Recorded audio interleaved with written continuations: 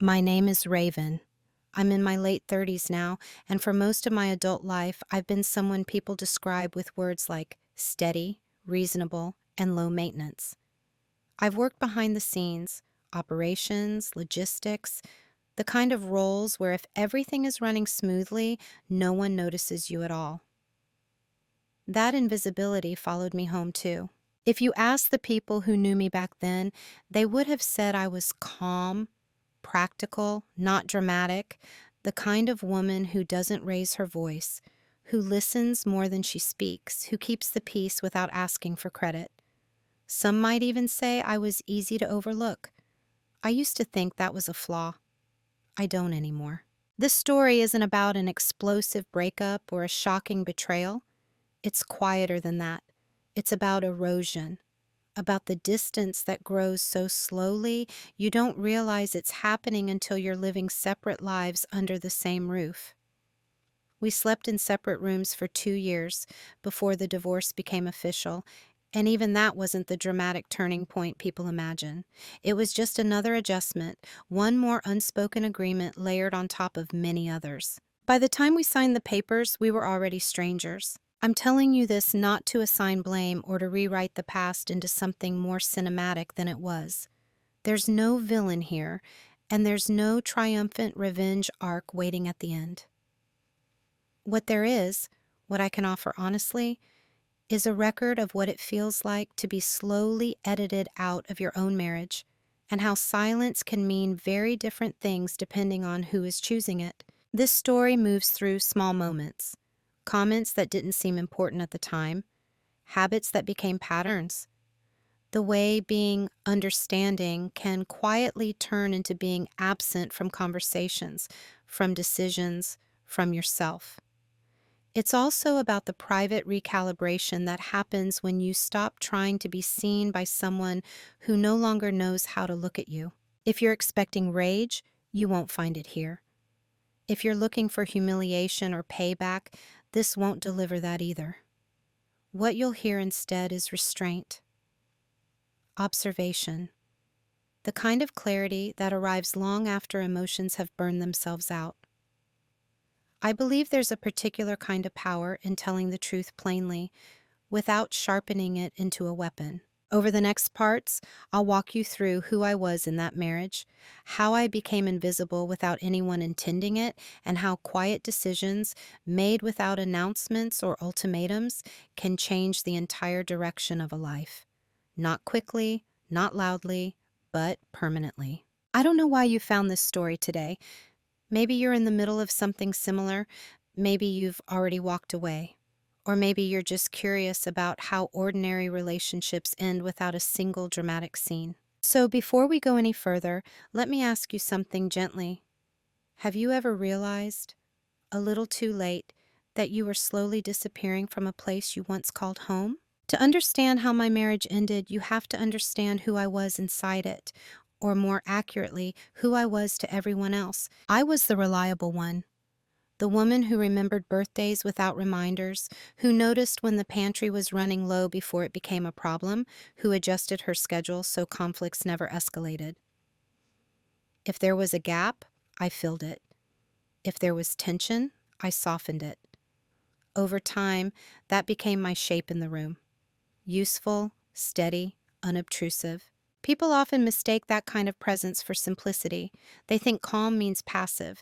They assume quiet means empty. In reality, I was always paying attention. I just didn't announce it. In our social circle, I was described as easygoing. My husband would say it with a smile, usually when someone asked how we avoided fights. "Raven doesn't make things complicated," he'd say. Everyone would nod, as if that were a compliment with no hidden cost. I nodded too. At the time, I believed it. At work, it was similar. I handled problems before they reached the surface, which meant my name rarely came up in meetings. When things went wrong, people were surprised, because they were used to my quiet competence insulating them from consequences. I didn't resent that. I thought that was what maturity looked like. At home, that role deepened. I was the listener, the absorber. If he came home frustrated, I made space for it. If he forgot something important to me, I found a way to understand why. I told myself that love was about accommodation, about being the calm center while someone else orbited unpredictably. I believed relationships needed one person to be the ballast. What I didn't see, what I couldn't see yet, was how invisibility grows when it's rewarded. No one ever told me directly that my needs were inconvenient. They didn't have to. The silence around them did the work. When I spoke less, things ran more smoothly. When I deferred, decisions were faster. When I didn't push, there was peace. And peace became the metric by which I measured my worth. Looking back, there were moments, small ones, where I could feel myself receding. Not dramatically, just a fraction at a time. Conversations where my opinion was acknowledged but not carried forward. Plans were made around me instead of with me. Compliments that focused on what I provided rather than who I was. I told myself this was adulthood. That passion mellowed into function. That partnership meant efficiency. And maybe that's what it looked like from the outside.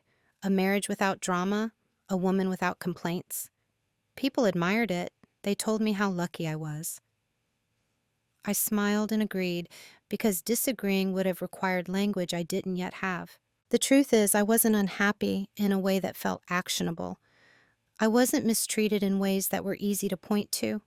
There were no raised voices, no slammed doors, just a gradual sense that if I disappeared for a day or a week, the rhythm of the household would continue uninterrupted.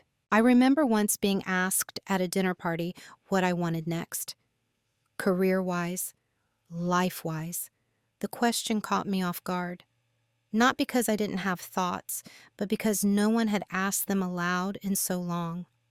I gave a vague answer. Everyone moved on. That was who I was to them. Someone stable enough not to require curiosity. I don't say this with bitterness. At the time, I participated in it. I curated that version of myself carefully.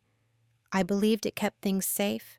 I believed it made me indispensable. What I didn't realize was that indispensability and replaceability can coexist, especially when your value is measured by how little space you take up. This is where the story really begins. Not with a fight, not with betrayal, but with a woman who had learned very well how to be invisible and hadn't yet learned the cost. The first moment I remember didn't feel important when it happened. That's part of why it stayed with me. It was an ordinary evening, one of those weekdays that barely registers when you look back. We were in the kitchen, the light above the sink humming softly, the kind of sound you stop noticing after years in the same house. I had just finished explaining something I cared about. Not a dream, not a demand, just a thought. Carefully worded, deliberately calm. He didn't interrupt me. He didn't argue. He just nodded once, glanced at his phone, and said, "Yeah, we'll see." Then he changed the subject. There was no malice in it, no edge in his voice. If anything, it was casual, efficient. The kind of response that suggests the conversation has been filed away somewhere vague and low priority. I remember standing there for a second longer than necessary, as if my body hadn't received the memo that the moment was over. Then I nodded too. I always nodded. I picked up a dish towel and dried my hands, letting the sound of fabric against ceramic replace what I had wanted to say next. That was the first small cut. Not because my idea was dismissed, but because no one noticed that something had been taken. I didn't react. I didn't bring it up later. I told myself it wasn't worth circling back to. I told myself timing mattered, and maybe I had chosen the wrong one. I told myself mature people didn't insist on being heard every time. What I didn't tell myself, because I didn't yet know how, was that being acknowledged without being considered is its own form of erasure. If you had been there, you wouldn't have flagged it as a problem. Most people wouldn't. There was no visible conflict, no tension to manage, just a smooth transition from one topic to another. Clean, polite, forgettable. Except I didn't forget it. Not because I was wounded exactly, but because something in me registered the shift. Like a hairline fracture, you only notice when you put weight on it later. At the time, I simply adjusted. I spoke a little less about things that mattered only to me. I prioritized shared logistics, safe topics, neutral ground, and everyone seemed happier for it. That's the insidious part of small cuts. They're often rewarded. Conversations became easier. There was less friction. I was praised subtly for being low pressure, for not overthinking things. He seemed more relaxed around me, less defensive. I took that as feedback. So when it happened again, and it did, I was ready. Another comment redirected. Another idea was postponed indefinitely. Another quiet nod. Each time I smoothed the edges myself before anyone else had to notice. I started pre-editing my thoughts before they reached my mouth, asking myself, is this necessary? Will this complicate things? Is this worth the energy it would take to explain why it matters? More often than not, the answer was no. I don't think he realized what was happening. I don't think he intended to teach me that my inner life was optional. He simply responded to the version of me that required the least effort, and I kept offering her. That's what no one tells you about relationships that don't explode. They can still wound, slowly, through omission, through what goes unasked, through what's consistently deferred until it fades. I remember lying in bed weeks later, replaying that kitchen moment, not obsessively, but curiously, wondering why it had stayed with me when so many other days blurred together. I didn't feel angry. I felt smaller, as if I had folded myself just slightly out of frame. That night I turned onto my side and faced the wall, not because I was upset, but because I didn't have anything left to say. At the time, I thought that was maturity, emotional regulation, knowing when to let things go. I didn't yet understand that some things don't disappear when you release them. They settle, they wait, and they change the shape of what comes after. That was the first small cut, and no one else saw it happen. After the first small cut, nothing changed on the surface. That's how normalization works. There's no announcement, no moment where you say, this is different now. Life simply continues, slightly adjusted, and you adjust with it. I became better at anticipating which parts of myself would land softly and which would require too much explanation. I led with the former. I trimmed the latter. It felt efficient, considerate, loving even. The pattern repeated quietly. I would share something I was thinking about, an observation, a preference, a concern, and it would be received politely, then set aside. Not challenged, not rejected, just deprioritized. Sometimes he'd say, let's talk about that later. Sometimes he'd smile and say nothing at all. Later rarely came. At first, I tracked these moments the way you track weather. Mild, passing, not worth preparing for. But over time, I noticed I was doing more of the emotional labor before conversations even happened. I'd soften my tone in advance, add disclaimers, frame my thoughts as questions instead of statements. Maybe I'm wrong, but this might not be important, but I could be overthinking it. Those phrases slipped into my vocabulary without my permission. What I didn't see yet was that I was teaching him how to hear me. When you present your needs as optional, people treat them that way. When you consistently yield, others stop noticing that there was ever something to yield from. And because there was no overt disrespect, no cruelty to point at, I kept justifying it to myself. I told myself he was tired, busy, stressed. I told myself timing mattered more than content. I told myself this was what compromise looked like when two adults shared a life. And maybe part of that was true, but something else was happening alongside those rationalizations. I was shrinking my emotional footprint to fit a space that no longer expanded to meet me. I remember a weekend when we were supposed to decide something together, something that affected both of us equally. I had done my research, thought through the implications. When I shared my conclusion, he listened, then said he'd already made up his mind. Not unkindly, just matter of fact. I paused, waiting for the part where my input would still matter. It never came. Later that night, I replayed the conversation in my head, searching for the moment where I could have asserted myself differently. I didn't feel entitled to push. I felt impractical for wanting to. So I let it go again. That's how disrespect becomes normalized, not through a single event, but through repetition paired with self silencing. The hardest part to admit is that there was relief in it. When I stopped insisting on being included, there was less friction, fewer misunderstandings, less emotional cleanup afterward. The relationship felt smoother, even as it became thinner. I mistook ease for health. Friends would comment on how calm we seemed, how solid. I nodded along because explaining the difference between peace and absence felt like too much work. Besides, I wasn't sure I fully understood it myself yet. Inside, though, I began to compartmentalize. I kept my deeper thoughts for myself. I journaled more, took longer walks alone, made fewer bids for connections that required vulnerability.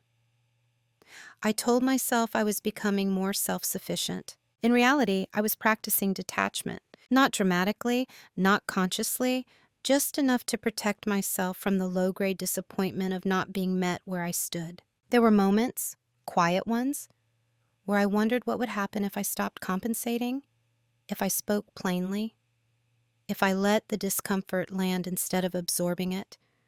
But the cost felt unclear, and the risk felt unnecessary. Things weren't bad, they were functional. So I stayed quiet. And every time I did, the bar moved slightly. What once would have felt dismissive now felt normal.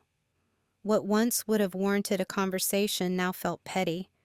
I recalibrated my expectations downward, telling myself I was being realistic. That's the danger of being reasonable in an unreasonable dynamic. You end up arguing against your own needs before anyone else has to. By the time I noticed how much I'd adjusted, the adjustments felt permanent, like muscle memory, like the way you stop noticing background noise until it's gone. I wasn't angry. I wasn't hurt in a way that demanded repair. I was simply less present, less inclined to reach, less invested in being understood. And because nothing was visibly wrong, no one thought to ask what had changed, including me. It took me a long time to realize that roles don't always get assigned through conversation. Sometimes they form through repetition, through what you do without protest, through what others come to rely on without acknowledging.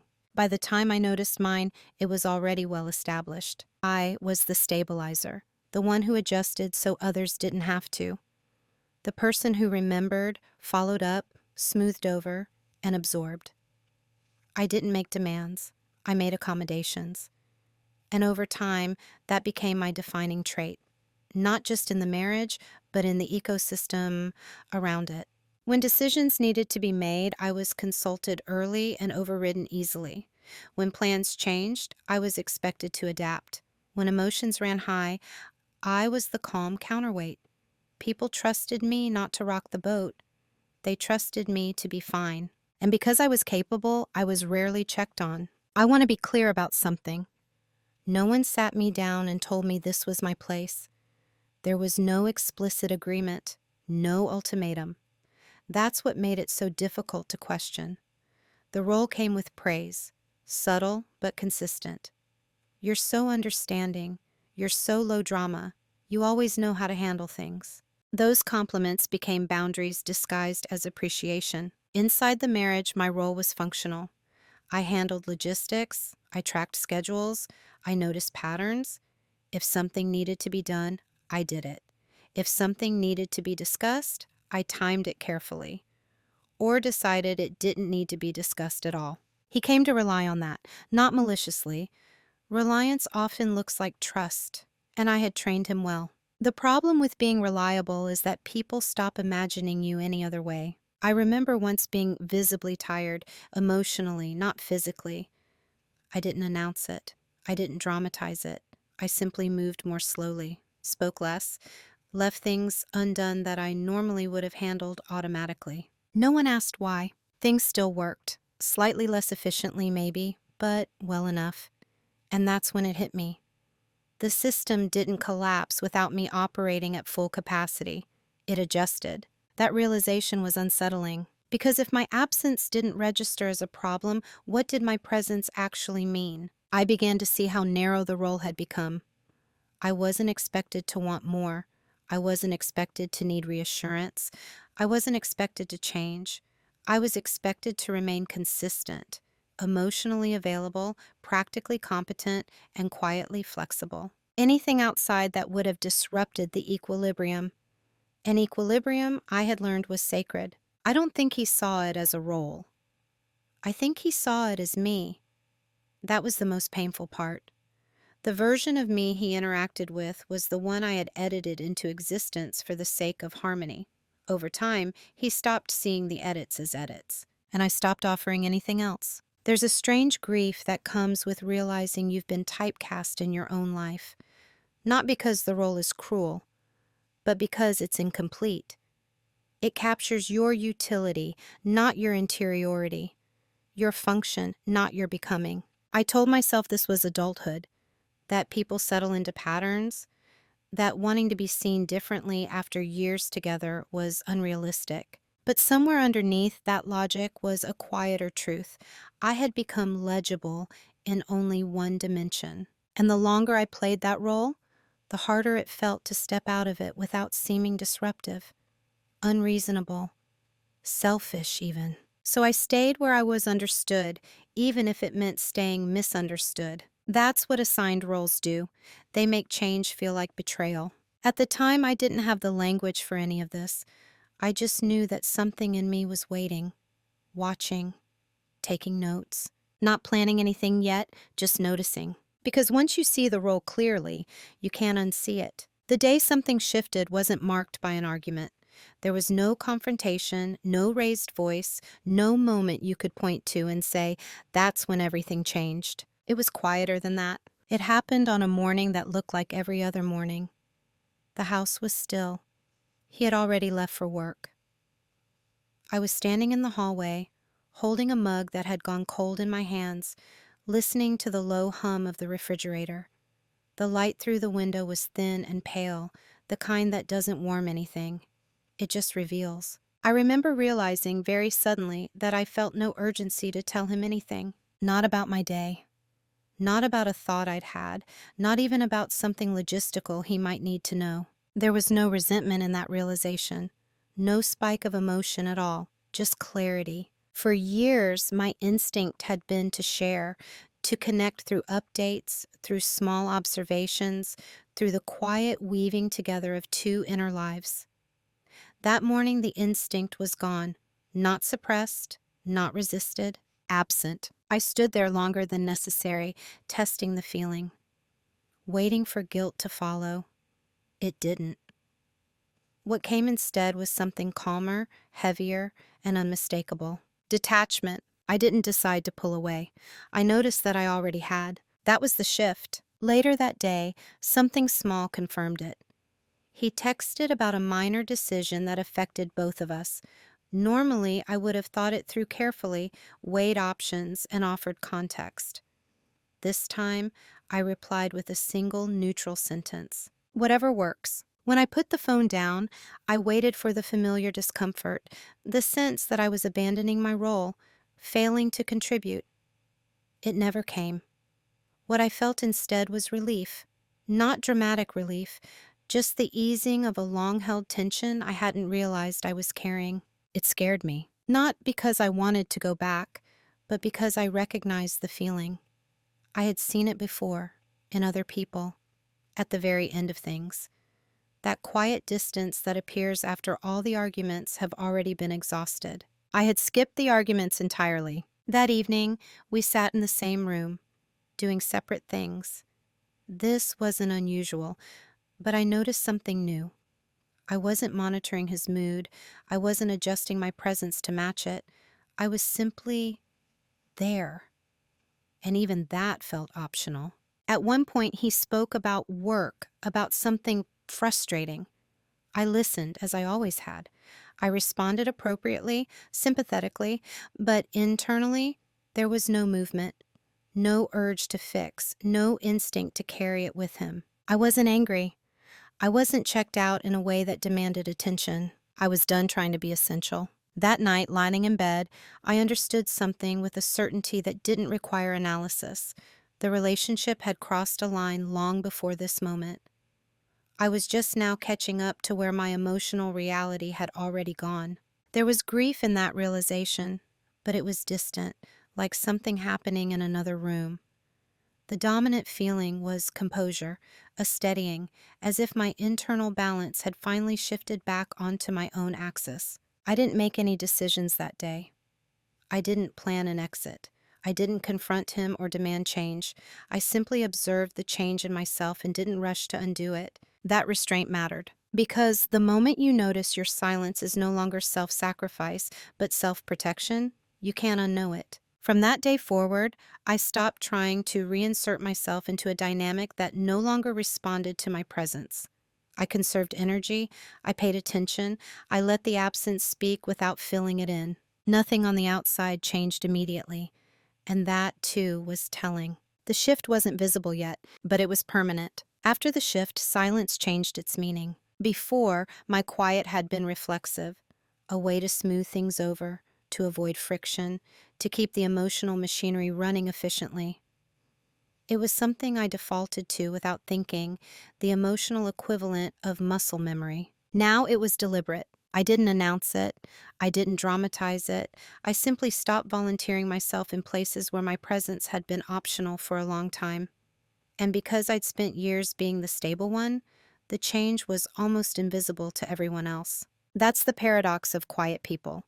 When they withdraw, it looks like nothing is happening. I spoke when spoken to. I answered questions directly.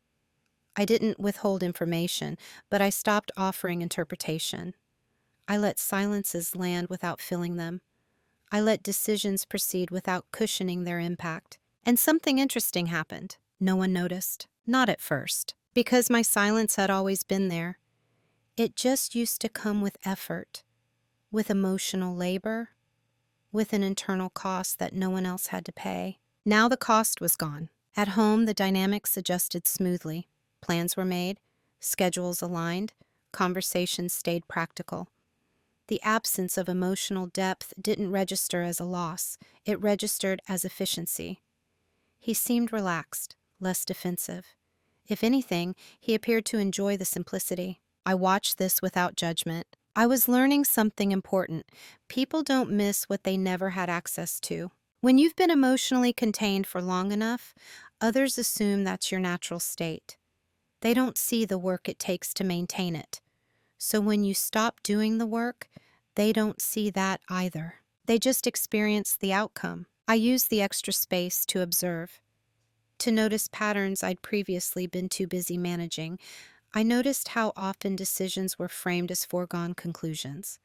How often was my agreement assumed before it was given? How rarely my inner life was invited into the room. Not because of cruelty, because of habit. Silence, I realized, is not inherently submissive. It's contextual. In some environments, it's a surrender. In others, it's a mirror. And I was holding one up. At work, the same thing happened. I stopped preemptively solving problems that weren't mine to own. I waited. I watched. Systems faltered slightly, but not catastrophically. People adapted, credit shifted, responsibility redistributed. No one accused me of slacking. I was still competent, still present, just no longer compensating for everything. That restraint gave me clarity. I began to see how often my contributions had been absorbed without acknowledgement, not out of malice, but because they'd been too seamless, too quiet, too reliable to stand out. There was a strange empowerment in that realization, not because I wanted recognition, but because I understood the mechanics. Silence, when chosen, changes the balance of power. Others mistook it for compliance, for contentment, for emotional simplicity. And I let them. I didn't correct the assumption. I didn't assert myself prematurely. I let the gap between who I was and who they thought I was widen. Because for the first time, that gap worked in my favor. At home, the emotional distance became more pronounced. but still unremarked. We moved through shared spaces like polite roommates. We slept at different times, ate separate meals more often. Eventually, separate rooms felt practical, logical, a solution to incompatible schedules. We never announced the change, we just drifted. We slept in separate rooms for 2 years before the divorce became official. By then, silence wasn't just a choice, it was the structure holding everything together. And still, no one asked why. I wasn't waiting for him to notice. I wasn't testing him. I was simply no longer trying to be seen by someone who had grown accustomed to looking past me. That distinction mattered. Because when silence is chosen, it's not emptiness, it's preparation. What they never noticed wasn't a secret plan or a sudden transformation. It was slower than that, quieter. It was the way my attention shifted inward once I stopped expending it outward. When you're no longer busy maintaining an illusion, you gain time. Mental space. Energy that had been quietly siphoned off for years. I didn't announce this shift. I simply began using that reclaimed space differently. I started documenting things. Not obsessively, not with suspicion, but methodically. I've always been someone who writes things down. Lists calm me. Structure gives me clarity. Now, I use that habit with intention. Dates, conversations, decisions that affected both of us but were made unilaterally, financial patterns, small inconsistencies I'd previously smoothed over without comment. Not to build a case, not yet. Just to see clearly, there's a difference between intuition and evidence. I had lived on intuition for years, trusting my sense of the relationship even when it didn't feel right. This time I wanted visibility, not emotional certainty, structural understanding. I read, quietly, about boundaries, about emotional labor, about how power functions in relationships that appear egalitarian on the surface. I didn't label my marriage while I was still inside it. I didn't need to. Labels would have pulled me back into analysis instead of observation. Instead, I watched patterns repeat. At work, I sharpened my skills, took on projects that increased my independence rather than my visibility. I made myself more mobile, not more central. I updated my resume without urgency, not because I planned to leave, but because I wanted to know that I could. There's a particular calm that comes from optionality. At home, I stopped over-explaining, stopped preempting misunderstandings. If something mattered to him, he brought it up. If it didn't, I let it go without translating its impact for him. I learned to tolerate being misunderstood without rushing to correct it. That was new and telling. I noticed how rarely he asked follow-up questions, how easily silence settled between us without discomfort on his side, how naturally he filled the space with his own priorities once I stopped filling it for him. None of this was dramatic. That's what made it decisive. People imagine preparation as secrecy, as duplicity. What I was doing was closer to alignment. My inner world was finally matching my outer behavior. No more compensating, no more self-erasure disguised as kindness. I began to understand leverage, not as manipulation, but as positioning. Knowing where you stand, knowing what you bring, knowing what happens when you step back. I didn't threaten. I didn't negotiate. I didn't issue ultimatums that would force him to change or pretend to. I let reality continue uninterrupted, and I watched what happened when I stopped intervening. The answer was clear. Nothing changed, and that told me everything I needed to know. There's a strange clarity that arrives when you realize your effort was the glue and that the structure holds just fine without intimacy. It means the relationship was functional, not mutual. Stable, not alive. By the time I fully understood this, I wasn't angry. I was focused. I made quite a few adjustments. Financial accounts were separated gradually, not hidden, just organized. I learned exactly what was mine, exactly what wasn't. I asked neutral questions, took notes, made sure I understood the system we were living inside. Still, no one noticed, because from the outside, I was the same Raven I had always been. Calm, reasonable, unemotional. The woman who didn't make waves. What they didn't see was that I had stopped swimming for everyone else. Preparation doesn't announce itself. It looks like patience, like passivity, like acceptance. But it's none of those things. It's clarity, practiced quietly, until the next step becomes inevitable. The reveal didn't come from a confrontation or a confession. There was no moment where someone slipped and exposed the truth.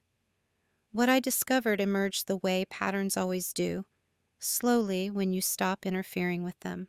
I was sitting alone at the small desk in the guest room, the one that had quietly become mine, when it crystallized, paper spread neatly in front of me, notes I'd taken over months, not days, dates, decisions, financial flows, emotional dynamics. All of it lay out without interpretation. What I saw wasn't betrayal in the way people expect. There were no secrets, no dramatic lies waiting to be uncovered. What I saw was something more sobering. I was optional, not emotionally essential, not structurally central. The relationship functioned without my inner presence. It required my labor, my organization, my emotional containment, but not my voice, not my growth, not my participation as an equal interior being. That was the reveal. It wasn't about him being malicious. It was about the system we had built together. One where my quiet accommodation had become the foundation, and my humanity had become incidental. I felt no urge to confront him with this realization. Confrontation would have required him to be surprised. He wouldn't have been. From his perspective, nothing was wrong. The marriage worked, life was orderly, conflict was minimal. Why would he question a system that benefited him? That understanding didn't make me angry. It made me precise. Leverage, I realized, didn't come from exposing his faults. It came from understanding my position clearly, from seeing that the stability he relied on existed because I provided it, and that I could withdraw it without spectacle, not as punishment, as truth. I also realized something else, privately and without ceremony. There was no version of this relationship where I reinserted myself and felt whole again. Not because he was incapable of change, but because the cost of being seen by him would have required me to become someone louder, sharper, more forceful than I wanted to be. I didn't want to win. I wanted to be free without becoming unrecognizable to myself. That clarity was devastating in its own quiet way. It closed doors I had left cracked open out of hope. It ended internal debates I hadn't admitted I was having. It replaced uncertainty with resolve. Not urgency, but inevitability. I closed the notebook and sat still for a long time. No tears, no shaking hands, just a deep, steady breath that felt like acceptance. From that point on, my actions aligned effortlessly. There was no more hesitation, no oscillation between staying and leaving. I didn't need a timeline yet. I didn't need permission. I just needed to move carefully and cleanly. The reveal wasn't something I shared. It wasn't something I hinted at. It lived entirely within me, shaping my next steps without announcing them. That's the thing about private clarity. It doesn't demand validation. It doesn't need witnesses. Once you see the structure clearly, you stop arguing with the walls. I didn't resent him for not noticing. I had trained him not to. That responsibility was mine to own. But staying after seeing it, that would have been a choice I couldn't justify. By the time I went to bed that night, the marriage was already over in every way that mattered. The paperwork would come later, the conversations, the logistics. But the bond itself, whatever it had once been, had quietly dissolved under the weight of its own imbalance. By the time we signed the papers, we were already strangers. I didn't feel victorious about that. I felt calm, and calm, I learned, is what clarity sounds like when it finally arrives. People imagine decision points as moments of drama, raised voices, ultimatums, tears that force clarity into the open. This wasn't that. The decision had no sharp edges. It arrived fully formed, without urgency, without fear. More like a door I realized had been unlocked the entire time. Once the private reveal settled, I stopped asking myself if I would leave. That question belonged to an earlier version of me, the one still hoping effort could substitute for mutuality. The real question now was how to leave without betraying my own values. Because even then, I wasn't interested in punishment. I wasn't trying to prove a point. I wasn't trying to be right. I was trying to exit cleanly. I considered staying. Not seriously, but thoroughly. I examined every reason people give: shared history, stability, the absence of obvious wrongdoing. I imagined what it would look like to continue, two polite adults maintaining a functional household, growing older side by side but never truly together. The image felt quiet, predictable, and empty. I realized that if I stayed, nothing catastrophic would happen. That was the problem. The cost wouldn't be dramatic enough to justify leaving, except to myself. And that meant if I chose to go, I would have to do it without external validation. No one would clap. No one would say, "Of course you left." Most people would be confused. Some would be disappointed. A few would think I'd overreacted. I accepted that. The irreversible option wasn't divorce itself. It was something smaller, more internal. I stopped imagining a future that included him. That sounds subtle, but it's not. I stopped factoring him into long-term plans, stopped adjusting my vision to account for his preferences, stopped translating my desires into compromises before they were even spoken. My sense of self expanded, not explosively, but steadily, into spaces I had kept dormant. Once that happened, staying became an act of self-betrayal rather than loyalty. I didn't rush to announce anything. Announcements invite negotiation. I wasn't negotiating, I was concluding. Instead, I moved slowly, deliberately. I made sure my footing was solid. I clarified finances. I consulted quietly. I learned the difference between fairness and generosity, and which one I owed. The decision point wasn't marked by emotion, it was marked by resolve. I remember one evening, sitting across from him at the table, listening to him talk about a future plan he'd assumed we shared. I nodded, asked a practical question, engaged just enough to keep the moment neutral. Inside, I knew I wouldn't be there. Not out of spite, out of alignment. That was when I understood something essential. The most irreversible decisions don't feel dramatic when you make them. They feel calm, settled, almost boring. Because all the emotional chaos happens before clarity, not after. I wasn't waiting for a better reason. I wasn't hoping for a final straw. I didn't need him to become worse to justify leaving. The absence of mutual presence was enough. And once I accepted that, there was no turning back. Not because I hardened myself, but because I softened toward the truth. The decision didn't make me feel powerful. It made me feel honest. Honest about what I wanted. Honest about what I could no longer tolerate. Honest about the version of myself I was becoming, and the one I would lose if I stayed. That night, I wrote one sentence in my notebook, just one. This ends cleanly. Not today, not tomorrow, but inevitably. From that moment on, everything I did served that ending, not aggressively, not secretly, but with quiet consistency. The kind that doesn't announce itself. The kind that doesn't need witnesses. Because once you choose yourself without bitterness, there's nothing left to argue about. Once the decision was made, there was no urgency to explain it. Urgency would have introduced chaos. I wasn't trying to escape, I was trying to transition. So I moved in silence. Not secrecy, silence. There's a difference. Everything I did was ethical, legal, and visible if someone had thought to look. No deception, no hidden accounts, just deliberate, unannounced alignment. I organized my finances first, not to withdraw, but to understand. I made sure I could stand independently without disruption. I separated what was shared from what was mine. I asked neutral questions. I took my time. At work, I positioned myself for flexibility. Not a dramatic promotion or exit, just optionality. I made myself less embedded in systems that would make leaving complicated. I documented processes I'd once carried in my head. I handed off responsibility without fanfare. No one suspected anything, because from the outside, nothing had changed. I was still calm, still reliable, still unthreatening. That consistency worked in my favor.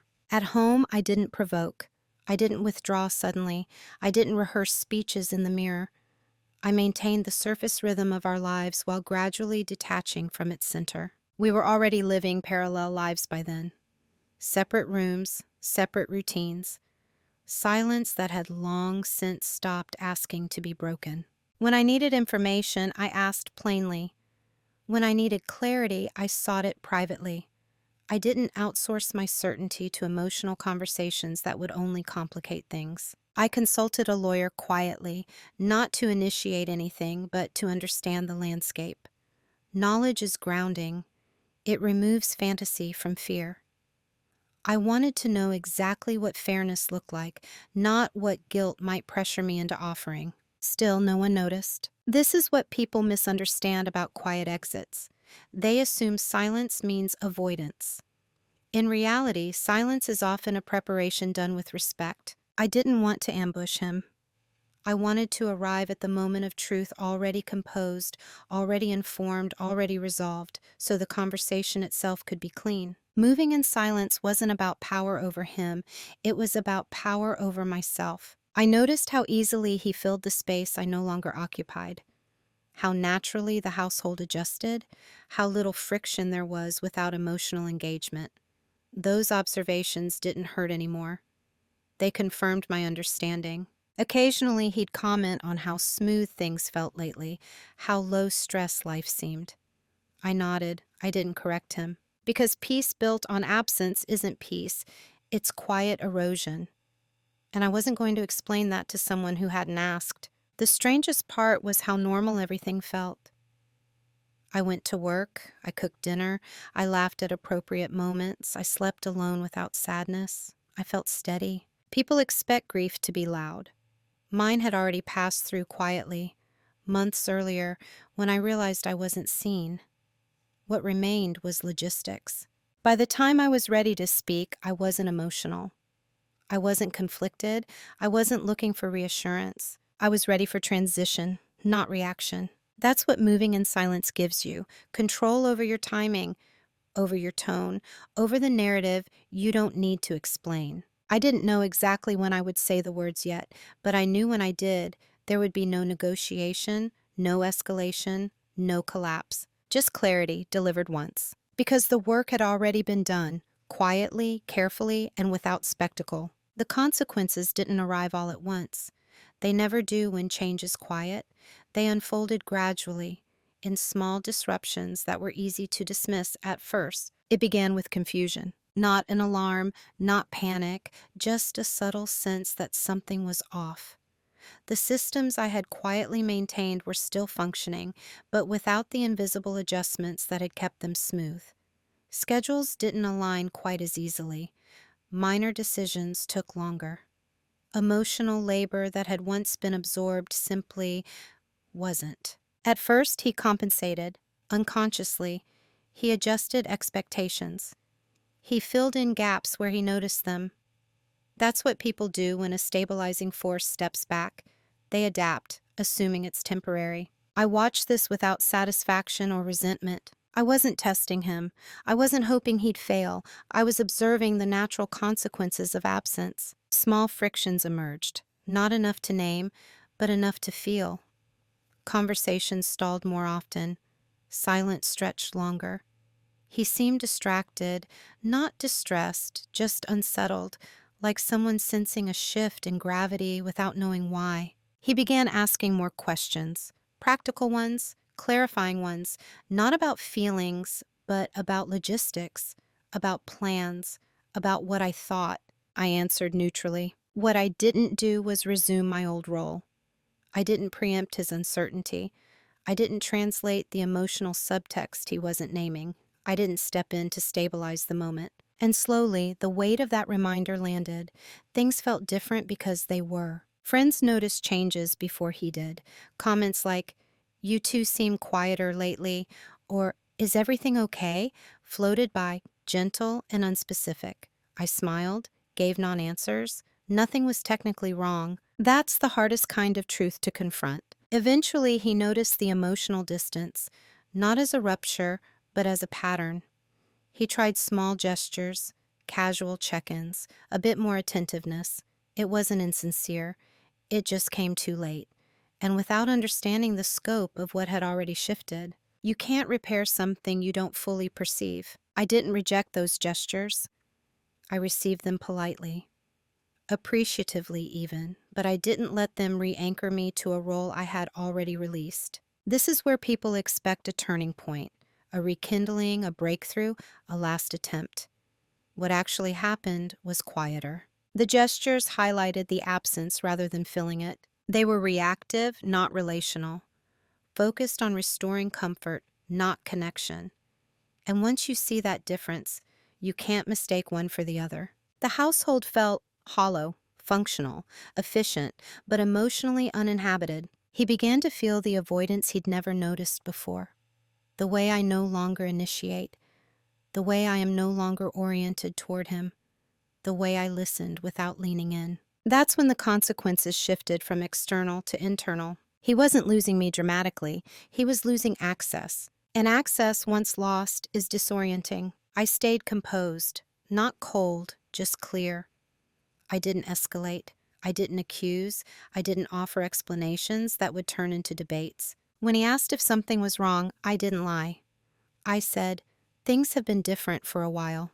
That was all. The discomfort grew, not because of conflict, but because of uncertainty. People can handle anger. They struggle with quiet withdrawal. And still, I didn't rush the ending. Consequences don't need to be forced when they're already in motion. They only need space. What he felt wasn't punishment. It was the natural result of a relationship that had been coasting on unacknowledged labor. And for the first time, the imbalance wasn't abstract. It was felt. When the realization finally reached him, it didn't arrive as clarity. It arrived as an urgency. That's often how it happens. By the time one person understands the depth of the problem, the other has already moved past the phase where repair feels possible. He began asking questions that went beyond logistics, not calmly at first, then more deliberately. What was I feeling? Had I been unhappy? Was this something we could still work on? I listened. That mattered to me. I wanted to be sure that when I eventually spoke, it wouldn't be from avoidance or resentment, but from completion. So I let him ask, I let him reach. What I didn't do was re-enter the emotional labor loop. I didn't reassure him. I didn't soften the truth to make it easier to digest. I didn't translate my inner experience into something palatable. I answered honestly, but minimally. Yes, things had been different for a long time. Yes, I had noticed. No, I hadn't said anything sooner. Each answer landed heavier than the last, not because of what I said, but because of what I wasn't doing. I wasn't chasing resolution. That's when panic crept in. Not the dramatic kind, no raised voices or emotional outbursts, but a quiet, disoriented urgency. He tried to rewind, to revisit moments, to identify a point where things had gone wrong so it could be corrected. But the timeline didn't cooperate. There was no single event, no betrayal, no argument to dissect, just years of subtle misalignment that couldn't be undone with effort alone. That's the cruelty of delayed awareness.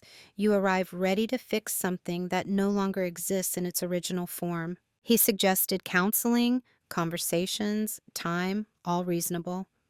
All too late, not because they were wrong, but because I had already done my grieving privately. You can't ask someone to reopen a wound they've already healed around. I explained this once, calmly, without accusation. I told him I wasn't angry. I told him I didn't hate him.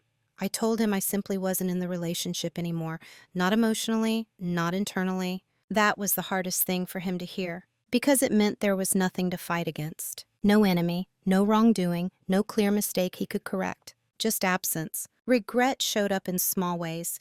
He became more attentive, more present. He tried to recreate a version of connection that had required my participation to exist. But I had stepped out of that role, not in defiance, in honesty. I didn't punish him for being late. I didn't withhold affection as leverage. I remained kind, respectful, consistent. And that consistency, my refusal to escalate or collapse, made it clear this wasn't a phase. It was a conclusion. He asked if there was anything he could do. That question carried real vulnerability. I respected it. So I answered truthfully. I said there was nothing he could do now that wouldn't require me to become someone I wasn't anymore. Someone willing to rebuild a dynamic that had already cost me too much. That answer ended the conversation without drama. The panic didn't disappear immediately. It softened into resignation, into sadness, into the slow understanding that timing matters as much as intent. We began discussing logistics, not defensively, not emotionally, just practically. The way you do when the emotional work is already done. There were moments of grief for both of us, but no confusion. By then, the truth was too clear to argue with. Some things don't end because people stop trying. They end because one person finishes understanding first. The conversation people imagine, the big confrontation, did happen, just not the way they expect. There was no raised voice, no tears spilling onto the table, no dramatic list of grievances. We sat across from each other in the same quiet space where we'd spent so much time avoiding anything real. I remember noticing how calm my hands were. That's how I knew this wasn't an argument. It was a conclusion. He spoke first, carefully, as if choosing the right words might still change the outcome. He asked if I was sure. Not accusatory, not pleading, just a final check offered with a kind of restrained hope. I nodded. Not quickly, not defensively, just once with the weight of certainty behind it. He asked why I hadn't said something sooner. That question wasn't sharp, it was tired. I answered without rehearsing. I said I had tried, in the ways I knew how at the time. I said I had learned to be quiet because quiet had worked, and that by the time I realized the cost, I had already changed. There was a long pause after that. He didn't argue with my version of events. He didn't deny it. He just sat with it, as if measuring the distance between what he thought our marriage was and what it had become. I didn't feel the silence. That restraint mattered. Silence in that moment wasn't avoidance. It was respect for the truth, for the gravity of what was being said, and for both of us as adults capable of hearing it. He said he wished he'd known sooner. I believed him. I told him that knowing sooner wouldn't have guaranteed a different outcome. Not because he was incapable of change, but because the dynamic itself had been teaching me to disappear. Reversing that would have required both of us to become people we weren't ready to be together. There was no defensiveness in his response, just sadness, and something else, recognition. He asked if I blamed him. I shook my head. Blame would have simplified things. It would have given us a villain, a story with sharper edges, but that wasn't honest. We had built this together. Through habits, through silence, through good intentions that never questioned their impact. I told him I didn't hate him. I told him I wasn't leaving because of anger. I told him I was leaving because staying would require me to keep abandoning myself, and I was done doing that quietly. That was the only line I had prepared. Everything else came naturally. We talked logistics next, calmly. Who would move out, how we'd divide things, what mattered to each of us, and what didn't. The conversation stayed grounded, almost procedural. It surprised him, I could tell. People expect confrontation to be emotional because they associate clarity with intensity, but clarity doesn't need volume, it needs steadiness. At one point, he asked if there was any part of me that might change my mind. I answered honestly, no. Not because I was closed off, but because reopening that door would mean pretending not to know what I knew now. And once you've named a truth without heat, you can't unname it. We didn't linger. There was nothing to prolong. The conversation ended the way it began, quietly, with mutual recognition that this was the end of something already long finished. When I stood up to leave the room, I felt lighter, not relieved, not triumphant, aligned. That confrontation didn't break anything. It simply acknowledged what had already broken and been lived around for years. There was no explosion, just acceptance, spoken plainly, and left where it stood. After everything was decided, after the conversations and the paperwork and the quiet rearranging of a life, I expected to feel something dramatic. Relief, maybe, or grief that would finally catch up with me. What I felt instead was stillness, not emptiness, not numbness, just a deep, unpressured calm that made space for things I hadn't had room for before. My days stretched differently. My thoughts did too. I didn't reinvent myself. That's a myth people cling to after endings. This idea that you have to become someone unrecognizable to justify leaving. I didn't need to. The person I am now is closer to who I was before I learned to disappear. I speak more plainly, not louder, just without pre-editing my thoughts for other people's comfort. I remember the first time I did it in a meeting at work. I stated an opinion without disclaimers, without softening language. The room didn't collapse. No one pushed back. A few people even nodded. I went home that day and laughed quietly to myself. I still value calm. I still avoid unnecessary conflict, but I no longer confuse silence with virtue.